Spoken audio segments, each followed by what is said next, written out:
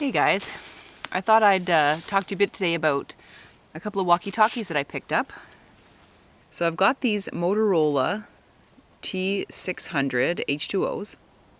So the ones that I had previously didn't have great range on them, and their batteries died after about an hour or so of use. So I got these guys, I picked them up at Cabela's, and I wanted to do a review of them for you.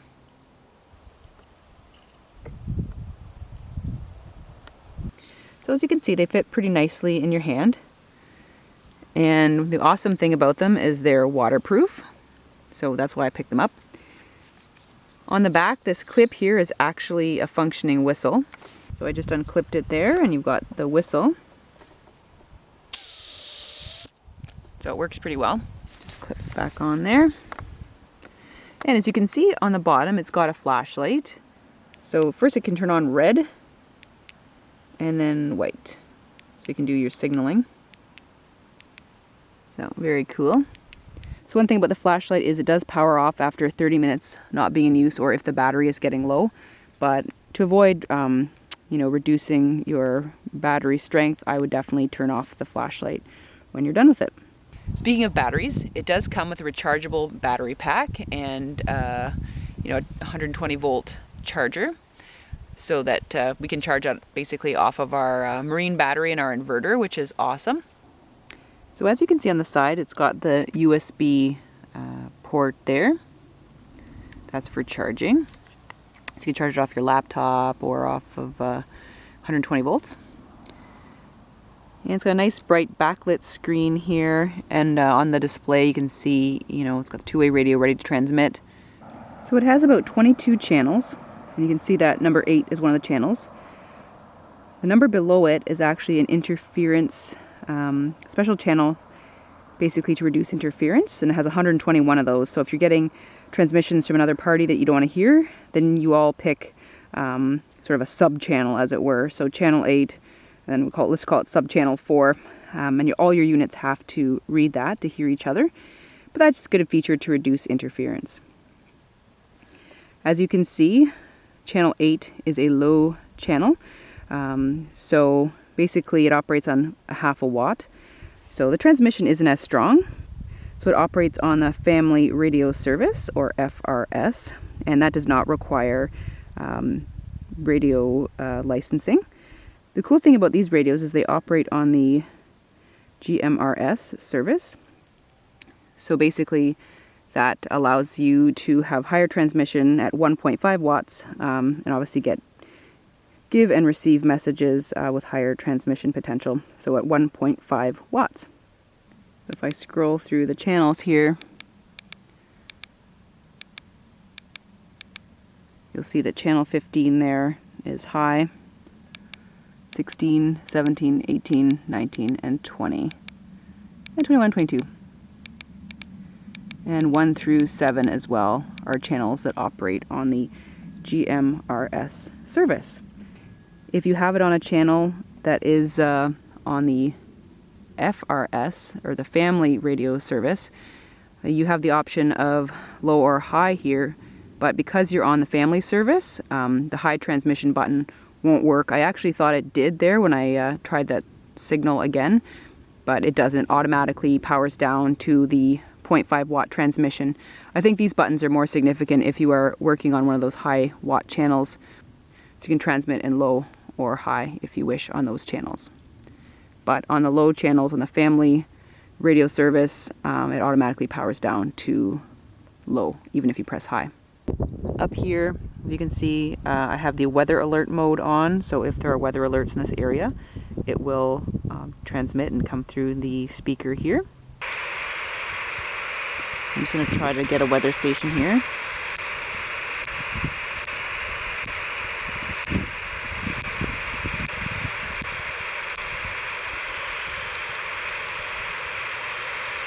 That's my weather alert on. Turn it off for now. So unfortunately in this area, we cannot pick up the weather stations. It's pretty dense bush out here. It's semi-remote.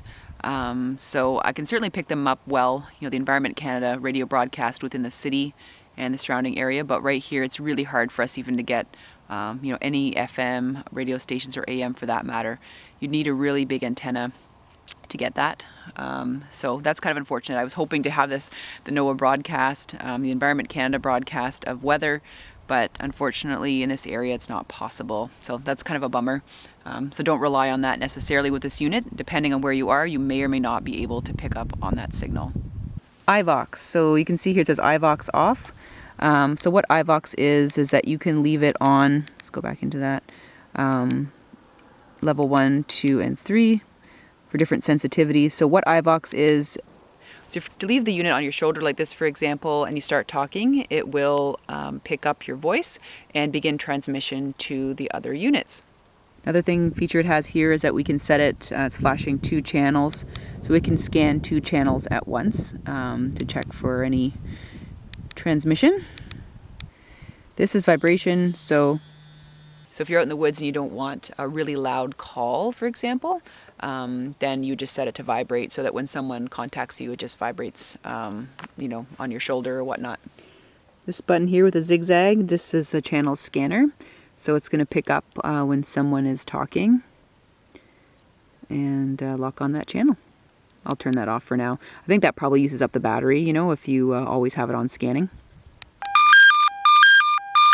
And that's the call button if you want someone's attention.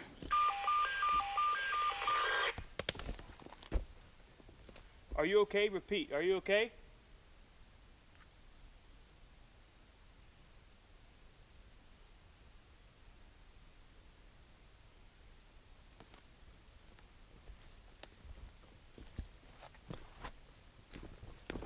Come in, Jennifer. I'm good.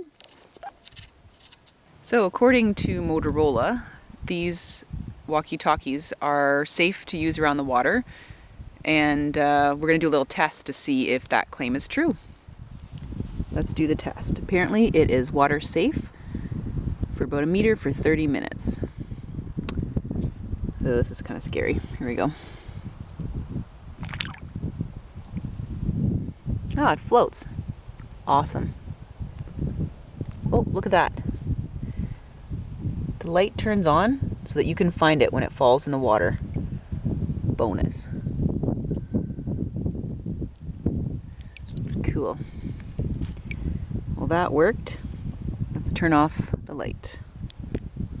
Perfect. We'll do a test. I just chucked the Motorola in the water. Can you read me?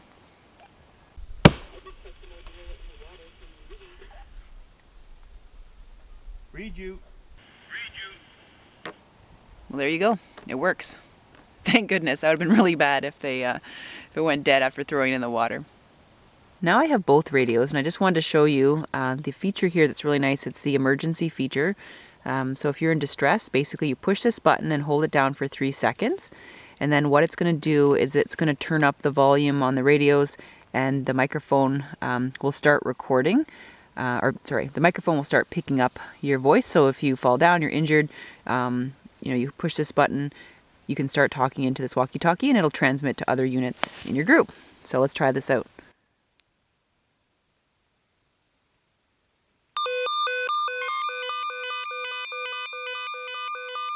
You can see the lights flashing.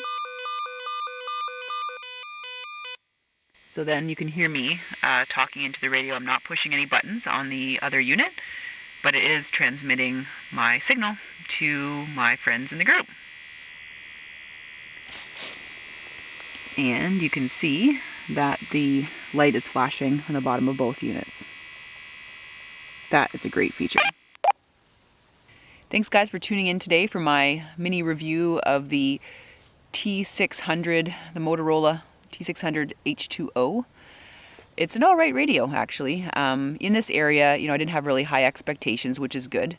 It's certainly not getting, the label transmissions that you sort of read on the box, like over 50 kilometers, a line of sight. Well, certainly here, it's not really possible to do that. Maybe if I went up on one of those hills over there, and went down into a valley or something, I would be able to get, what it's advertised. On open water, I think it's 6 kilometers or something like that. So I haven't tried that yet out in the canoe. And then in city, I think it's about 2 kilometer range. So again, I haven't tried that yet either, but I think these are best suited for, when you're just around camp, or, you're with a group and you're not too far apart, to radio back and forth. If you're in really open terrain and you can see each other from far away, and there's no major obstructions, like a lot of trees or buildings or, big rock faces in your way, then I think you should be fine. I think the battery life is awesome. I think the battery life will be better for, the regular batteries, the double A's that you can put in here.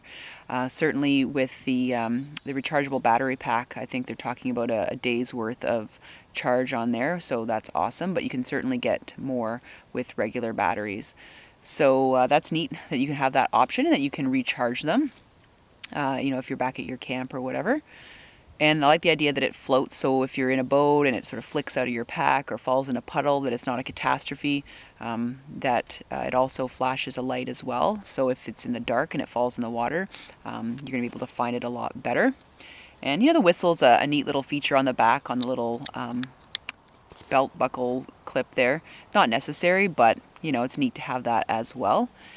And I really enjoyed the idea that, it has the emergency button. So when you click on this and you hold it for 3 seconds, that it will alert all members of your team that there is a problem, and it starts recording right away, so that you can send out your Mayday message or whatever. So that's cool.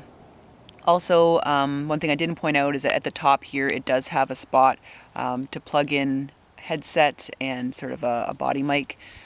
So if you want to keep this on your belt and just kind of have a headset on, that works fine as well. All right, guys, so that's my review today. I hope you enjoyed it, and let me know if you have any experience with this unit. I still have to put it to some more tests, but so far I like what I see, and I'm quite aware of its limitations in terms of, topography and, this area. I didn't have really high expectations, but it's actually exceeded the capability of my previous walkie-talkies, so I think that's pretty awesome. All right, have a good week as always. Take care.